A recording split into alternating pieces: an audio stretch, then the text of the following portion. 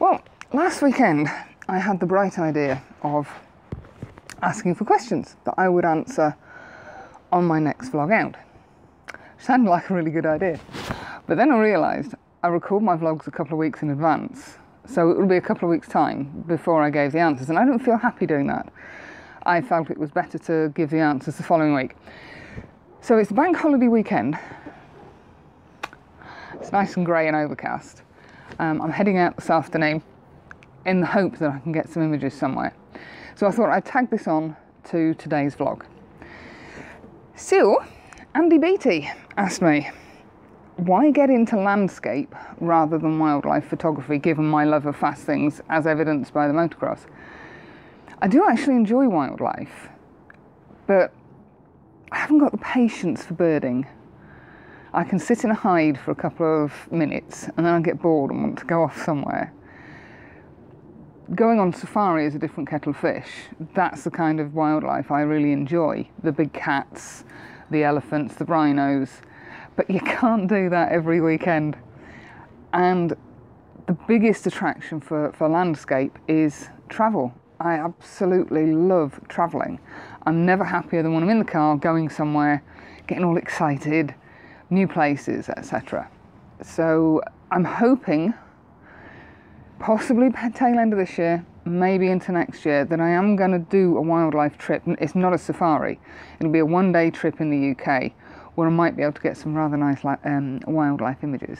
But landscape appeals purely because it's the travel. I'm sure that's all it is. So I hope that answers your question, Andy. Q, thank you for your question. And I think I've kind of touched on it. What do I enjoy most about landscape photography? Is it the perfect photo, or is it the being there experience? I'd have to say it's 50-50. The being there, particularly when, such as Angle Tarn, or Burnmore Tarn, even though at Burnmore Tarn the weather was pants and I didn't get any photos, the being there was just wonderful. You're out in nature, you're away from the phone ringing, people talking in your ear, the hustle and the bustle of the streets. You're really out in the wild, and I love it. And I never ever in a million years thought I would say that. If you asked me when I was 20 if I would enjoy camping and getting up at stupid o'clock in the morning and driving for 3 hours, I'd have said, you're mad. You need to give your head a shake. But it is, and I think getting the perfect image is A, damn near impossible, but it's a challenge, and it's that keeps you going. The images I've got at Angle Tarn are as close to perfect as I want them to be. There are more perfect images out there, but it's your perception of the perfect image. And where do I enjoy, this is still from Q, where do I enjoy most just being there for landscape photography? Now that's a really, really difficult one. In the UK, I'd have to say I think Scotland, the Glencoe area. It is just so stunningly beautiful. Although Wales is becoming a close second.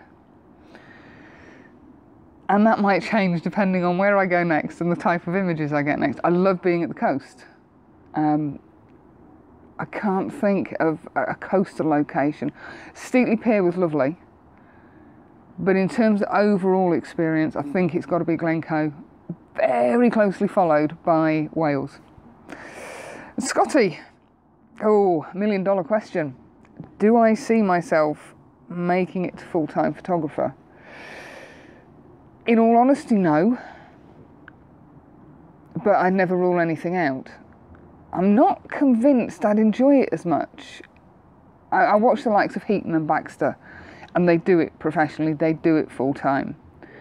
Now Brendan Van Son is a different kettle of fish. That is the type of job I would like, the travel photographer. But it's incredibly hard to get into. You've got to take huge gambles, and unfortunately in my time of life, I've got too much to risk to take a big gamble, jack the job in and go travelling in the hope that I could become a successful kind of digital nomad. So yes, whilst it is a lovely dream, I don't think I would.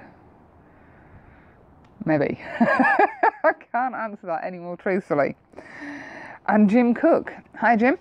Am I a full-time professional photographer? No.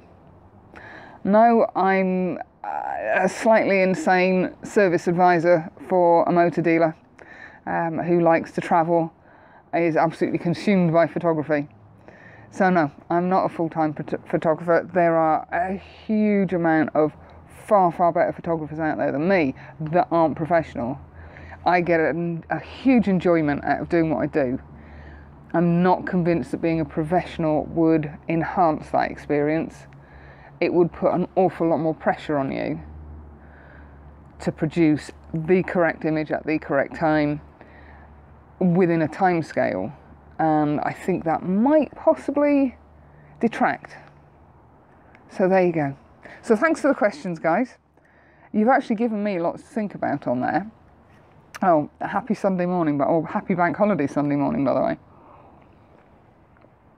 So the next vlog, again a bit of a no vlog. I must admit the summer weather, whilst it's been lovely to have the heat because we don't normally get it, blue skies have really become the bane of my life, and I think there's a lot of photographers out there with the same issue. Yes, it's been a fabulous summer, but photography wise it's been really, really hard work. Oh, my glasses are a bit on the wonk. Either that or I've got unlevel ears, I'm not sure which. So this is going back a few weeks when we went off to a place I can't remember the name of. Oh my God. But we had a good trip. We went to see a specific thing, which we kind of managed to see, but not as fully as we'd have liked. But we had fun. As I say, it looks like we're heading into autumn, which is fabulous. We're getting some clouds back in the sky. It's sort of a bit bland up there at the moment. The temperatures have dropped, so we're going to start getting mists, and I'm really excited for the autumn. If the autumn is as good as the summer, it's going to be a fantastic one. And then hopefully a really, really good winter. Lots of snow, lots of frosts, with the odd good sunrise and sunset thrown in. So anyway, I'm going to get off, finish my tea, have some breakfast, get out and do some photos. I'll leave you guys to enjoy this vlog. Catch you later, guys.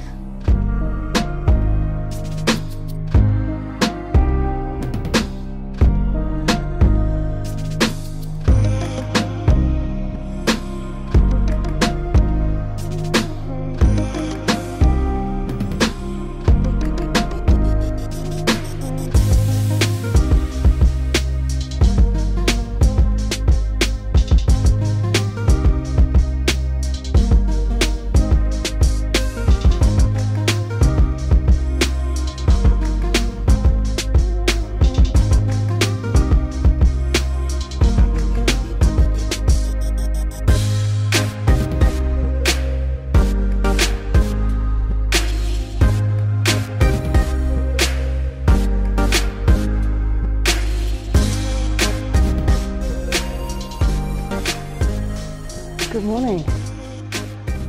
We're back at Penmon this morning. This is going to be a really short and sweet vlog. Hopefully the wind isn't interfering with the audio too much. We came down last night to witness a bit of a phenomena called bioluminescence plankton. There's been a few images floating around on the web just recently, specifically from this area. Look at the colour of that water. Oh. And we saw it, not sufficiently enough to get a photograph, but we still saw it. And sometimes just being there and seeing things is what it's all about. Yes, I would dearly have loved to have got a photograph of it, but I don't care, I've seen it. It's like twinkling lights. Google it. I might try and put a link below so you can have a look at what it can look like. But it's plankton, and when the defence mechanisms kick in, they glow sort of neon blue. Amazing. Anyway, I digress. We came down here last night, and I'm presuming that's why everyone was here. There was between 50 and 100 cars in the car park. There was people camping, there was people having fires, there's people sleeping in vans, there's tents. It was mind-boggling. I've never seen a place like this. I've been down here a couple of times, but still not seen anything like this. and it's sunrise, which is 5 o'clock. It's as busy as the middle of the day was the last time I was here. There's photographers everywhere, there's fishermen. It's amazing. So we're getting a little bit of colour in the sky. It's not actually as good as that looks. The classic composition is stood about there, shooting out to the lighthouse. There's a queue of photographers waiting for the tripod holes. I've come over to the left-hand side of the lighthouse and I'm looking for a composition over here, but I'm really, really struggling. There's a reason classic compositions are classic compositions, but the tide's going out, so it's opening up fair opportunities. There's actually a yacht come in and been run aground, which is bizarre. And there's lots of little rock pools, which you can just see. And the white stuff around them is really strange. It looks like it's got to be some sort of sea kelp. Whether it goes green again when it gets wet, I don't know. I've never really seen anything like that. So anyway, before my phone decides to interrupt me again, I'm going to have a scout around. I got a couple of pictures last night whilst we were sat, fingers crossed, waiting for this bioluminescence plankton to turn up. They're going to be quite noisy because the ISO was high, we were shooting at night. But I might pop those up.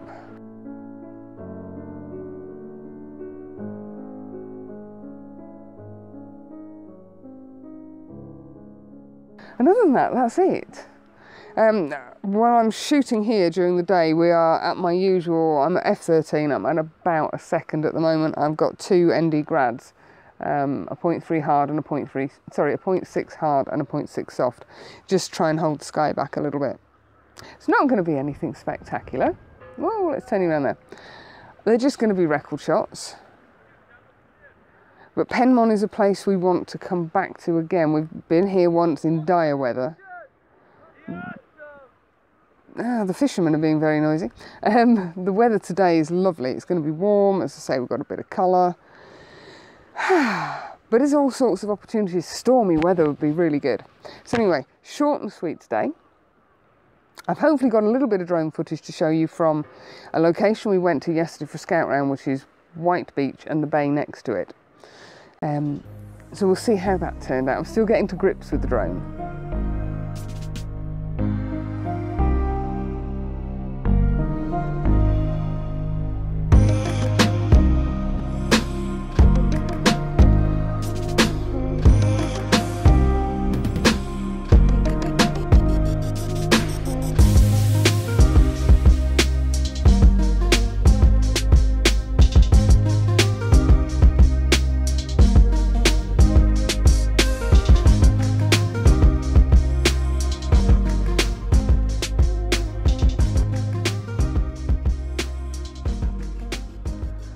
So anyway, short and sweet, thank you for watching. See you on the next one. Bye.